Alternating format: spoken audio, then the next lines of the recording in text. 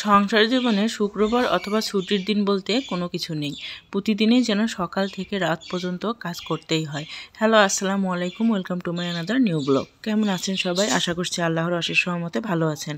আমিও আপনাদের দোয়ায় বেশ ভালো আছি। স্কুল জীবনে আজকের পড়া কালকের জন্য ফেলায় রাখলে যেরকম পড়াটা হয় না, ঠিক সেরকম হচ্ছে কাজকর্ম আজকের কাজকর্ম কালকের জন্য ফেলায় রাখলে সেটা কিন্তু আর করতে ইচ্ছা করে না।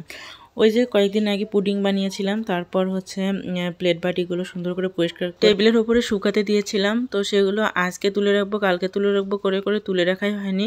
তো সেজন্য আজকে হচ্ছে সবগুলো তুলে রাখলাম। আর তারপর হচ্ছে বিছানা টিছানা গুছিয়ে নিচ্ছি। বিছানা গোছানো শেষ করে তারপর হচ্ছে সোফা টোপাগুলো ঝেড়ে নিচ্ছি। এগুলো প্রতিদিনই করতে হয়, কারণ এগুলো যদি করা না হয় তাহলে উপর থেকে ধুলাবালি পড়ে, তারপর হচ্ছে মাকড়সার জাল, আবার টিকটিকি পায়খানা করে রাখে। তাই জন্য চেষ্টা করি প্রতিদিনই একটু করে পরিষ্কার করার। বাথরুমে গোসল করার সাবান শেষ হয়ে গেছে, তো এই যে এখন গোসল করার সাবানটা বের করব। এখানে হচ্ছে অর্ধেক দেখতে পাচ্ছেন, আমি কিন্তু ম্যাক্সিমাম টাইমে এরকম করি। একটা হচ্ছে বড় সাবান হলে সেটা কেটে তারপর অর্ধেকটা নিই, কারণ আমার চলন খুব একটা ভালো না। আমি টয়লেটে ফেলাই দেই, অথবা দেখা যাচ্ছে যে যে দিক দিয়ে পানি যায় সেখানে পড়ে যায়। তারপর এমনিতেও কিন্তু পানি দিয়ে গলে একদম নষ্ট হয়ে যায়। এই জন্য সবসময় একটু হাফ করে রাখারই চেষ্টা করি। হাফ শেষ হয়ে গেলে তখন বাকি হাফ হচ্ছে বের করি। আমার মতো এরকম কেউ করেন কিনা অবশ্যই কমেন্ট করে জানাবেন। আর এখানে হচ্ছে আমি ঘরটা ঝাড়ু দিয়ে নিচ্ছি। সাদা টাইলসের এমন একটা অসুবিধা যে একটু যদি কোনো কিছু চুল টুল পড়ে থাকে তাহলে কিন্তু সব কিছু স্পষ্ট বোঝা যায়। এজন্য সকালে একবার, তারপর হচ্ছে আবার সন্ধ্যার পর একবার ঝাড়ু দেই। আর তারপর হচ্ছে এই রুমে চলে আসলাম। ওই রুমটা মোটামুটি গোছানো শেষ। এই রুমে এসে হচ্ছে দেখলাম যে কাপড় চোপড়গুলো অনেকগুলো একগাদা হয়ে আছে তারের উপরে, দড়িটার উপরে। তো সেগুলো হচ্ছে আমি নিচ্ছি গোছানোর জন্য। ওইদিকে আবার হচ্ছে আমার হাজব্যান্ড গোসল শেষ করেছে। আজকে আমার হাজব্যান্ডের নানার মৃত্যুবার্ষিকী, মানে আমার নানা শ্বশুরের মৃত্যুবার্ষিকী। তো শুক্রবার দিন হচ্ছে ওনারা একটু খিচুড়ি টিচুড়ি করে মসজিদে দিবে। তা আমার হাজব্যান্ড হচ্ছে রেডি হচ্ছিল, ও আর হচ্ছে আমার দেবর দুজনে মিলে যাবে। আবার আর একখানেও আজকে হচ্ছে ওদের দাওয়াত আছে, তো হচ্ছে রেডি হয়ে নিয়েছিল। আর আমি ওকে বলতেছিলাম যে সব সময় ও দেখা যাচ্ছে যে একটা পাঞ্জাবি ঘন ঘন পরে, অনেকগুলো পাঞ্জাবি থাকতেও একটাই সবসময় পরে। তো সেজন্য আমি ওকে বলতেছি যে তুমি কেন সবসময় একটাই পরো, অন্যান্য পাঞ্জাবিগুলো আবার কবে পরবা? তো বলতেছিল যে একটা পাঞ্জাবি ওর পছন্দ, এজন্য ও সবসময় পরে। যেটা গায়ে দিছে সেটা কিন্তু আমি জোর করে ওকে হচ্ছে বললাম যে এটা আজকে পরো। তো তারপর হচ্ছে ও বের হয়ে গেল, আর আমি হচ্ছে যে কাপড়গুলো দড়ি থেকে নিয়ে আসলাম এগুলো এখন হচ্ছে গুছিয়ে সুন্দর করে রাখবো। এগুলো কালকে রাতে হচ্ছে আমি কিছু টিকটক তৈরি করেছিলাম, তো সেই টিকটকের জন্য হিজাব টিজাবগুলো বের করেছিলাম, সেগুলো আর গুছিয়ে রাখা হয়নি। তো এখন হচ্ছে সেগুলো গুছিয়ে রাখবো। আর আমিও এখন পর্যন্ত গোসল করিনি, শীতকাল যেহেতু, তাই আজানের আগে বা আজানের সাথে সাথে গোসল করলে ভালো হয়।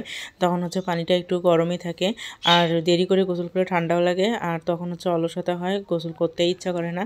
তো আমি কাপড়গুলো গুছিয়ে একবারে হচ্ছে যেটা যেখানকার সেটা সেখানেই রেখে দিচ্ছি। তারপর হচ্ছে আমি ঝটপট করে গোসল করে আসি। শীতকালে আরও একটা অসুবিধা, সেটা হচ্ছে তাড়াতাড়ি করে গোসল না করলে তখন হচ্ছে চুল ভেজাই থাকে, আর রাতে তখন ঠান্ডাও লাগে, আবার হচ্ছে চুল ভেজা থাকলে ভালোও লাগে না। আর যেহেতু শ্বশুরবাড়ি সবসময় মাথায় কাপড় দিয়েই থাকতে হয় বাইরে বের হলে, মানে রুমের বাইরে বের হলে, তাই জন্য হচ্ছে যদি চুল ভেজা থাকে তাহলে চুলগুলো আর শুকায়ও না, আর চুল ভেজা থাকলে কিন্তু চুলের অনেক ক্ষতিও হয়। তারপর হচ্ছে উকি বলে আমাদের এদিকে, সেই উকিও ধরে। তো যাই হোক, আমি হচ্ছে একটু গ্লিসারিন ট্রিসারিন দিয়ে নিলাম। ঠান্ডা দিন কিন্তু গ্লিসারিন না দিলে গা কেমন খসখসে হয়ে থাকে। আর ও হচ্ছে এসে পাঞ্জাবিটা খুলে আবারও যে পাঞ্জাবিটার কথা বললাম সেই পাঞ্জাবিটাও পরে গেছে। আর আমি এদিকে হচ্ছে আইসক্রিম বের করে নিয়েছিলাম, ডিপে রাখছিলাম। তারপর হচ্ছে গোসলের আগে আমি নর্মালে রেখে গিয়েছিলাম যাতে করে একটু নর্মাল হয়। তো এখন হচ্ছে খেয়ে নিলাম। আর তারপর হচ্ছে এখন চলে আসছি রান্নাবান্নার প্রস্তুতি নেওয়ার জন্য। তো ফ্রিজে এসে দেখলাম যে ডিম আছে, একটা ডিম নিয়ে এখন হচ্ছে ডিমটা পোস্ট করে ভাত খেয়ে নেব। আর তারপর সন্ধ্যা রান্না তুলে দিব, কারণ এখন যদি রান্না করতে যাই তাহলে খেতে খেতে অনেক লেট হয়ে যাবে। তাই জন্য ভাবলাম যে আগে একটা ডিম পোস্ট করে খাই, তারপর যে তরকারিগুলো কালকে রাতের আছে সেগুলো গরম করে নেই, তাতে এই বেলাটা হয়ে যাবে। আর ওরা তো হচ্ছে ওখানে গেছে, ওখানেই খাবে। গতকাল রাতে হচ্ছে শুটকি দিয়ে আলু তরকারি রান্না করেছিলাম, সেটার একটু ছিল। আর তারপর হচ্ছে সিম আলু তরকারি ছিল, সেটাও আমি এখন গরম করে নিব। তো একটা মানুষের জন্য এটা দিয়েই হয়ে যাবে। আসলে সংসার এমন একটা জায়গা যেখানে হচ্ছে আপনার কোনো ছুটি নেই। শুক্রবার শনিবার তারপরেও তো হচ্ছে যারা চাকরি করে তাদের একটু ছুটি থাকে, তারা ইচ্ছে মতো ঘুরতে পারে, ফ্যামিলিকে টাইম দিতে পারে। কিন্তু যারা সংসার করে তাদের কোনো হচ্ছে ছুটি নেই, সবসময় রান্না বান্না, ধোয়া মোছা, থালাবাড়ি পরিষ্কার করা, মানে এগুলো চলতেই থাকে। পরিবারকে সামলানো, রান্নাবান্না করে তাদেরকে খাওয়ানো, এগুলোই যেন মেইন উদ্দেশ্য। নারী হয়ে যখন জন্ম নিয়েছি তখন তো এগুলো করতেই হবে, করার কিছু নেই। কিন্তু মাঝে মাঝে খুব বেশি অসহ্য লাগে, মনে হয় যে একই কাজ বারবার করতে ইচ্ছা করে না। তার উপর হচ্ছে সকাল থেকে রাত পর্যন্ত অনবরত চলতেই থাকে। আসলে 9টা 5টা অফিস যেমন একটা বাঁধা ধরা নিয়ম আছে, কিন্তু আমাদের কোনো নিয়ম নেই। আমাদের সকাল থেকে ঘুম থেকে ওঠা থেকে শুরু করে ঘুমানো পর্যন্ত চলতেই থাকে। এমনকি আমরা অসুস্থ থাকলেও করার কিছুই নেই, অসুস্থতা নিয়েও আমাদেরকে সংসারের কাজ করতেই হবে। চাকরিতে পরিশ্রম করার পর মাস শেষে একটা বেতন থাকে, কিন্তু আমাদের কোনো বেতনও থাকে না, মানে বিনা বেতনে আমাদেরকে চাকরি করতে হয়। আমি খাওয়া দাওয়া শেষ করে তারপর হচ্ছে হাঁড়ি পাতিলগুলো মেজে নিচ্ছিলাম। এখানে কড়াই টড়াইগুলো সবগুলো মেজে পরিষ্কার করে নিচ্ছিলাম, কারণ এখন যদি পরিষ্কার করে না রাখি তখন হচ্ছে আবার যখন রাতের জন্য রান্না করব তখন পরিষ্কার করতেই অনেক সময় চলে যাবে, আর তখন বিরক্ত লাগবে, তখন অলসতাও চলে আসবে। এই জন্য হচ্ছে যখনকার কাজ তখনই আমি করার চেষ্টা করি। আর এই যে এখন বেসিনটাও সুন্দর করে পরিষ্কার করে নেব। আসলে আমি হচ্ছে যখনই কোনো হাঁড়ি পাতিল মাজি বা হচ্ছে থালাবাটি মাজি তখন কিন্তু সাথে সাথে আমি বেসিনটা পরিষ্কার করে রাখি, কারণ বেসিনটা অপরিষ্কার থাকলে মনে হয় যে পুরো রান্নাঘরটাই অপরিষ্কার। আর পরিষ্কার জায়গায় কাজ করতে কিন্তু আমার ভালো লাগে, অপরিষ্কার জায়গায় কেন জানি না কাজ করতে মনেই বসে না। আর এই যে আইসক্রিমের পটটা দেখলেন পরিষ্কার করে রাখলাম। আমি আইসক্রিম খেলে এই পটগুলো হচ্ছে রেখে দিই, এগুলোতে দেখা যাচ্ছে যে ডাল, তারপর কোনো নাস্তা টাস্তা হাবিজাবি অনেক জিনিসই রাখি। শুধু আমি না, প্রতিটা মেয়ে বা মহিলাই মনে হয় এই কাজগুলো করে। আইসক্রিমের পট, তারপর হচ্ছে হরলিক্সের পট, মানে বিভিন্ন জিনিসের সাথে যে পট পাওয়া যায় এগুলোতে আমাদের সংসারে যে জিনিসগুলো লাগে এগুলোই মনে হয় রেখে ইউজ করা হয়। আমার নানা শ্বশুরের ওখানে আমাকেও যেতে বলেছিল, কিন্তু আমি হচ্ছে খুব একটা ইচ্ছা করলো না আমার যাওয়ার, এই জন্য গেলাম না। আর সবথেকে বড় কথা যে হচ্ছে গতকালকে যাওয়ার কথা ছিল, গিয়ে হচ্ছে থাকার কথা ছিল। আমার শাশুড়ি তো গতকালকেই গেছে, কিন্তু হচ্ছে আমি যাইনি, কারণ কোথাও গিয়ে থাকাটা আমার অপছন্দ। এমনিতে কোথাও গিয়ে ঘুরে টুরে বেড়ায় টেড়ায় আসা সেটা হচ্ছে ভালো লাগে, কিন্তু কোথাও গিয়ে থাকা এটা একদম অসহ্য লাগে। নিজের বাড়ি ছেড়ে আসলে অন্য কোথাও ওইভাবে মন বসে না। তো যাই হোক, এখানে আমি হচ্ছে কাঁচামরিচ ভেজে নিচ্ছিলাম। কাঁচামরিচগুলো ভেজে হচ্ছে আমি পটে করে রেখে দেবো ফ্রিজে। দেখা যাচ্ছে যে যখন কাঁচামরিচের দাম বাড়ে অথবা হচ্ছে কাঁচামরিচ শেষ হয়ে যায় কিন্তু রান্না করতে হবে, তখন তো হঠাৎ করে পাওয়া যায় না, তখন হচ্ছে বিপদের সময় এগুলো কাজে লাগবে, এই জন্য হচ্ছে রেখে দিলাম। 2-3 দিন থেকে দুধ খাওয়াই হচ্ছে না, এই জন্য ভাবলাম যে আজকে একটু হচ্ছে দুধ বের করে রাখি। আর তার আগে প্রচণ্ড ঘুম পাচ্ছে, তো তাই ভাবলাম যে দুধের বোতলটা এখানে ভিজিয়ে রাখি। আর আমি কিন্তু হচ্ছে বেসিনের মধ্যে পানি দিয়ে ভিজিয়ে রাখলাম, একটু হচ্ছে চা করে খাবো এই জন্য।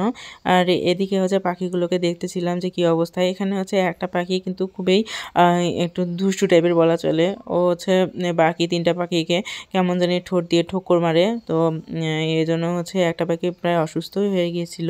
এগুলো হচ্ছে আলাদা করে রাখতে হবে 2টা 2টা করে।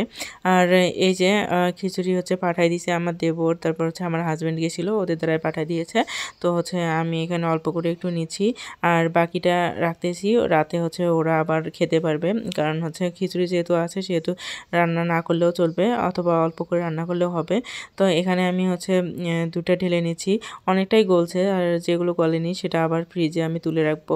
আমি সচরাচর বড় বোতলে কিন্তু দুধ রাখি না, আমি ছোট ছোট বোতলে রাখি, তাহলে হচ্ছে বের করে একবারে ভিজায় রাখলে হয়ে যায়। কারণ আমরা হচ্ছে হাফ কেজি করে আর কি গরম করি। আর বড় বোতলে রাখলে, বড় বোতলে হচ্ছে আবার গলতেই অনেক সময় লেগে যায়, আবার দেখা যাচ্ছে যে অর্ধেকটা নামায় রেখে বাকি অর্ধেকটা আবার হচ্ছে ফ্রিজে রাখতে হয়, মানে একটা ঝামেলা। কিন্তু হচ্ছে ছোটো বোতলগুলো কেন জানি না দুধ রাখলে কয়েকদিন থেকে কেমন হয়ে যাচ্ছে, তো যার কারণে হচ্ছে ছোটো বোতলগুলোতে আর রাখলাম না। আর এদিকে হচ্ছে আমি চাটা করে নিচ্ছি, দুধ দিয়ে চিনি দিয়ে, তারপর হচ্ছে চাপাতিটা দিয়ে সুন্দর করে চাটা করে নিলাম। আর এখন হচ্ছে আমি চাটা খাবো, তারপর একটা রিফ্রেশ ফিল হলে তখন হচ্ছে আমি কাজকর্ম শুরু করে দিব। আর এই গাছটা হচ্ছে বাড়ি থেকে নিয়ে আসছিলাম, তো পানি দেওয়ার কথা মনেই থাকে না, এই জন্য ভাবলাম যে গাছটাতে একটু পানি দেই। আর তারপর হচ্ছে আমি চা নিয়ে রুমে চলে আসলাম। এ পর্যায়ে আমার প্রিয় আপু এবং ভাইয়াদের কাছে একটা ছোট্ট রিকোয়েস্ট, যারা এখন পর্যন্ত আমার চ্যানেলটিকে সাবস্ক্রাইব করেনি তারা প্লিজ সাবস্ক্রাইব করে দেবেন এবং ভিডিওটিতে একটি লাইক দিয়ে ভিডিওটি কন্টিনিউ দেখতেই থাকবেন। কারণ হচ্ছে আপনার একটা লাইকের জন্য আমার ভিডিওটা আরও অনেকজনের কাছে পৌঁছাতে সাহায্য করবে। দেখেন, রাতেও কোনো অবসর নেই, সন্ধ্যার পর রাতেও আবার হচ্ছে এই যে পল নিয়ে আসছি গরুকে দেওয়ার জন্য। কারণ হচ্ছে আমরা যেমন খাই, গরুরও তো তেমন খিদা লাগে। তারপর এসে দেখলাম দেখলাম যে আবারও গোয়ালঘরটা অপরিষ্কার করে ফেলছে। এই জন্য রাত হয়েছে তা কি হয়েছে, তারপরেও গোয়ালঘরটা আমাকে পরিষ্কার করতে হচ্ছে। এরকম নন স্টপ একটার পর একটা কাজ থাকে। এই যে গোবর এখানে তুলে রাখছি, রাতে আর ফেলাই দিতে নিয়ে যাব না, কালকে সকালবেলা নিয়ে যাব। তারপর আবার মনে হলো যে গরুকে মশা কামড়াচ্ছে, তো একটা হচ্ছে কয়েলের ভাঙ্গা টুকরা ছিল, সেটা হচ্ছে এখানে লাগিয়ে দিলাম। এরপর আরও অনেক কাজ করেছি, তো সেগুলো যদি একটা ভিডিওতেই দেখাতে যাই তাহলে ভিডিওটা অনেক বড় হবে, তখন হচ্ছে আপনাদের কাছেও বোরিং লাগবে। তো সেজন্য হচ্ছে ভিডিওর অর্ধেকটা আমি আগামীকালকে দেখাবো। তো আজকে এ পর্যন্তই। সবাই ভালো থাকবেন, সুস্থ থাকবেন, আর হচ্ছে আমার জন্য দোয়া রাখবেন। আর ভিডিওটা কেমন লাগলো সবাই অবশ্যই কমেন্ট করে জানাবেন। দেখা হচ্ছে পরবর্তী ভিডিওতে। আল্লাহ হাফেজ।